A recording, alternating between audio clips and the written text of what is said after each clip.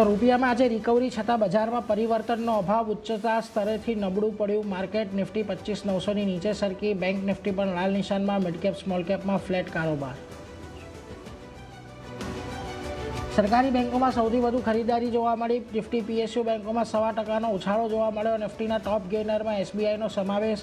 IT, auto અને oil and gas શેર્સમાં પણ રોનક, જ્યારે NBFCમાં પણ વધતા તેજી, પરંતુ પ્રાઇવેટ બેંકમાં આજે નરમાશ.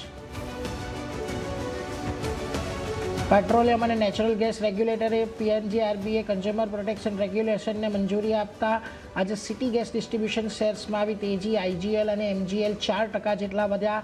CNG અને PNGના પર આવતા વર્ષે 1 જાન્યુઆરીથી લાગુ થશે one nation one grid one tariff. ટેરિફના ઝોન ઘટાડી માત્ર 2 કરવામાં આવ્યા.